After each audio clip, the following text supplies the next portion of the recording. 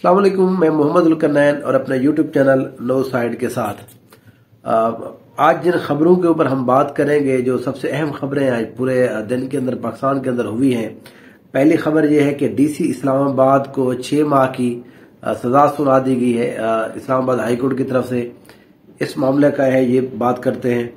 दूसरा मामला है कि जो लाहौर हाई कोर्ट का जो भावलपुर बेंच है, उसने जो NA 154 लोधरा है उसको तौहीन अदालत का नोटिस क्यों दिया, इसके ऊपर बात करते हैं। अयाज सादिक साहब कौमी असम्बली के नए चेयरमैन, वो स्पीकर बन गए हैं। फिर उसके बाद सदर का इंतखाब जो है उसकी डेट का ऐलान कर दिया गया है।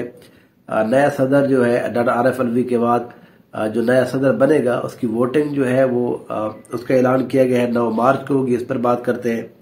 और आखिर में ये है कि 22वां वजीर आला KPK बन गया है अली अमीन गंडापुर।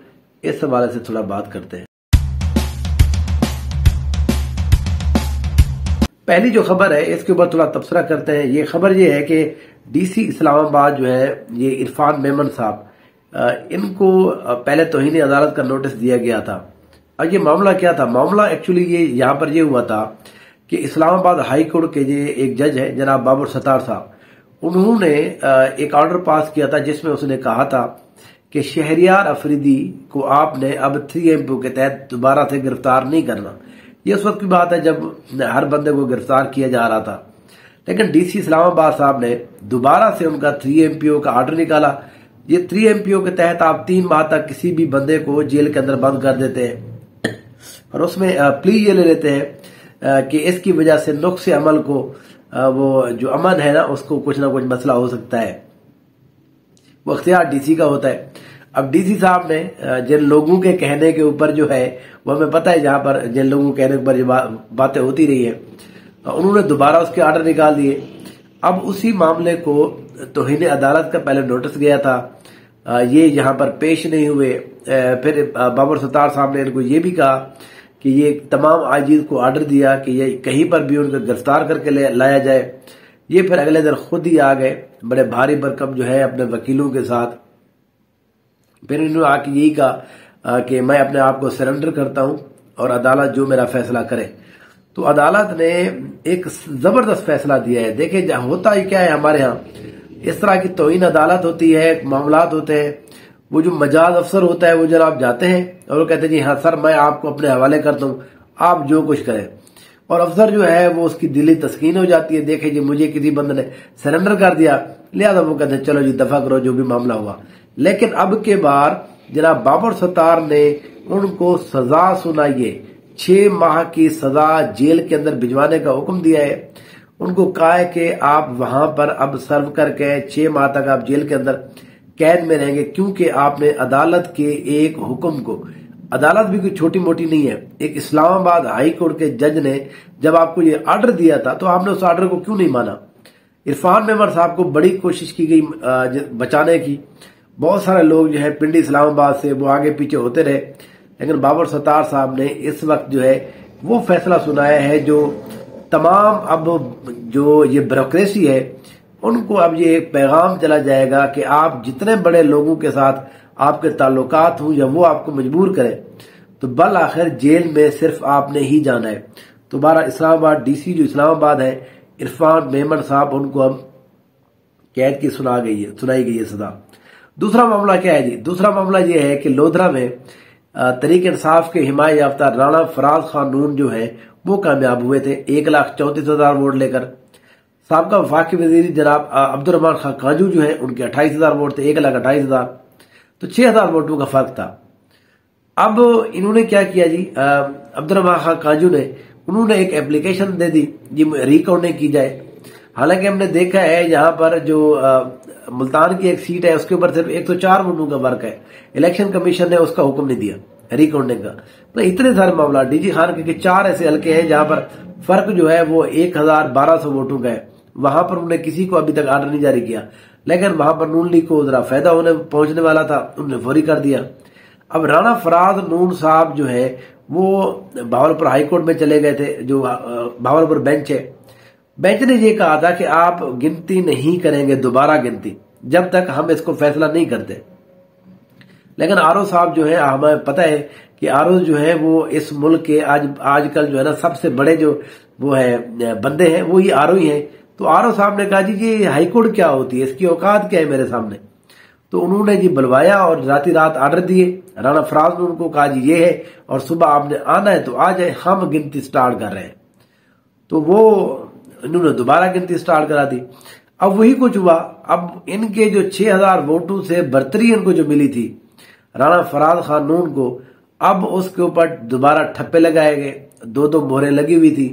अब नई गिनती में कहा कि नहीं ये तो 2-2 ठप्पे लगे हुए हैं, 2-2 मोहरें लगी हुई हैं, इसलिए ये आपके वोट रिजेक्ट है। और बाद में मसला ये हुआ उसके 34,000 जो है वो हो गए 1,20,000 और जनाब जो अब्दुर्रहमान कांजू हैं उनके कोई भी वोट कम नहीं हुए। तो इस तरह से 8,000 वोटों से वो जीत गए। सिंपल बात है। तो इस मामले के ऊपर जो बहावलपुर बेंच है लाहौर हाई कोर्ट का, उन्होंने कहा कि जब हमने ये ऑर्डर कर दिया था कि आपने दोबारा गिनती नहीं करनी तो आपकी जरूरत कैसे होगी। पहले उनको बुलवाया गया एक पेशी के अंदर, उन्होंने कहा जी हम कौन होते हैं जी, हमें तो लोग बचवा लेंगे, हमें यहाँ पर दायर है जिन लोगों की हम खिदमत गुजारी कर रहे हैं तो वो सारा कुछ संभाल लेंगे। लेकिन शायद इनको नहीं पता कि मामले जब जो आपसे करवा रहे हैं जब उनकी ही जान आजकल अड़ी हुई है तो वो फिर आपको कैसे बचाने आएंगे। 12 अब जो है फराज खान नून ने, राणा फराज नून ने, उन्होंने कहा जी तौहीन अदालत इन्होंने की है। तो इस्लामाबाद जो भावलपुर बेंच है लाहौर हाई कोर्ट का, उन्होंने आरओ साहब को जो है अब तौहीन अदालत का नोटिस दे दिया है। अब इस मामले के ऊपर जो है मुझे लगता है कि इनको भी एक सजा मिलने वाली है। और ये मुख्तलिफ आरओज हैं। अब नई इतला ये है कि जितने जितने आरओज हैं वो अपने मेडिकल बनवा रहे हैं। डीजी खान के एक आरओ है जनाब हक नवाज हजाना साहब, ठीक है जी, उनकी शख्सियत के ऊपर तो वैसे ही आप थू थू करेंगे। अब वो क्या है, डिप्टी डायरेक्टर कॉलेजेस रहे हैं ये, अब भी वो उसी ओहदे के ऊपर है। वो सोशल मीडिया के ऊपर एक पोस्ट लगी है अवैस लगारी की और उन बेटे के साथ, और वो आरओ साहब जो है वो उसके नीचे लिख रहे हैं वाह वाह माशाल्लाह मेरा सरदार मेरे सिरदा का ताज। और इसी आरओ ने उनको यहाँ पर 60,000 वाली जो लीड थी उसको फिर जिता भी दिया है। तो इस तरह के जो आरओज हैं, अब क्या हुआ है, अब उसका भी एक मेडिकल बनाने की कोशिश की जा रही है। उसके ऊपर मैं तफसील से जरा बात करूंगा कल इंशाल्लाह। वो मेरे पास पूरा डाटा आ गया है कि हक नवाज हजाना जो है ना किन किन हरकतों में मुलविस है और फिर वो आजकल वहां पर हो क्या रहा है, फैमिली के अंदर क्या मामला चल रहे हैं, इसके ऊपर दबाव क्या चल रहा है और ये खुद क्या चाह रहे हैं।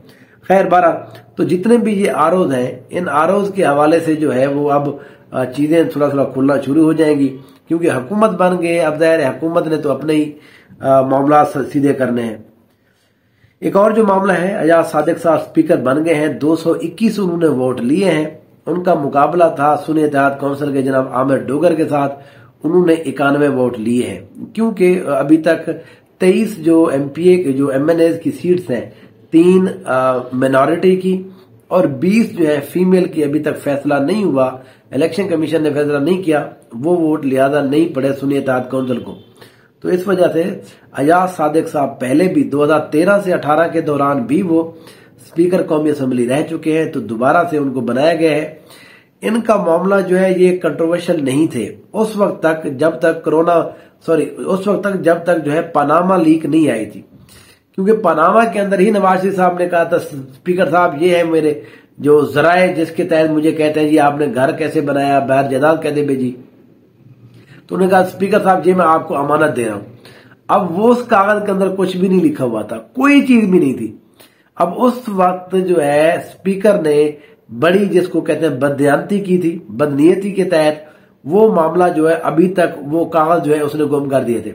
कहा यह था जी मुझे वजीर आजम ने जमा करा दिए, उस वक्त नवाज शरीफ साहब वजीर आजम थे। तो बहरहाल उस वजह से वो कंट्रोवर्शियल हो गए थे। लेकिन बहरहाल एक सोबर आदमी है। लेकिन मामला ये है कि ये खुद भी लाहौर से जो है वो बनवाए गए हैं, ये बने नहीं है। तो आपकी अपनी क्रेडिबिलिटी क्या होती है, आप किस हद तक चलेंगे चीजें, वो तो खैर आपकी पर्सनैलिटी जो है वो बाद में डैमेज भी होती है। उसके बाद एक और मामला है जी, सदर पाकिस्तान के लिए 9 मार्च का दिन रखा गया है। सदर पाकिस्तान जब बनता है तो चारों सूबे जो है उनके एमपीए जो है वो वोट भी करते हैं।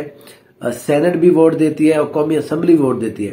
तो 6 जो असम्बलियां हैं पाकिस्तान की, तो उसके अंदर वो तमाम की तमाम जो है वो वोट देती हैं। फिर जो बंदा ज्यादा वोट लेता है वो बन जाता है सदर पाकिस्तान।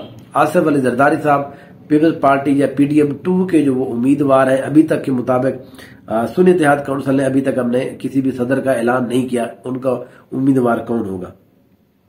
आखिरी खबर, अली अमीन गंडापुर जो है वो बाला खैर वजीर आला KPK बन गए हैं। 22वें वजीर आला KPK है ये। अब अली अमीन गंडापुर ने जो टोटल वोट लिए 113 के ऐवान में उन्होंने 93 वोट लिए हैं। तो ये अच्छे खासे, मतलब 2/3 नहीं, इनसे भी ऊपर की बात चली गई है। तो वहां पर तो मुकम्मल ही पाकिस्तान तहरीक इंसाफ या सुन्नी इत्तेहाद काउंसिल का एक गलबा है। उनके मुकाबले में मोहम्मद इबाद जो है उन्होंने 16 वोट लिए, वो भी ज़ाहिर इलेक्शन तो वो भी कंटेस्ट कर रहे थे। तो इस तरह से अली अमीन गंडापुर जिनके जो एक बड़े कंट्रोवर्शियल समझे जाते हैं, लेकिन Tehreek Insaf as a party के अंदर उनको बड़ा रिगार्ड किया जाता है। इमरान खान साहब उनको बड़ा सपोर्ट करते रहे मुख्तलिफ हवाले से, क्योंकि वो मैं उस वक्त भी उनको फॉलो कर रहा हूं जब 2011 के अंदर लॉन्ग मार्च हुआ था। तो मैं वहां पर कवरेज के लिए भी गया था लॉन्ग मार्च के अंदर जो वजीरिस्तान की तरफ जा रहा था। तो इमरान खान साहब उस वक्त भी अली अमीन गंडापुर के ही मेहमान थे। तो उन्हीं के जो जमीनें हैं या डेरा है वहीं पर वो आखिरी जो कैंप है वो वहीं पर लगा था टांक में एंटर होने से पहले।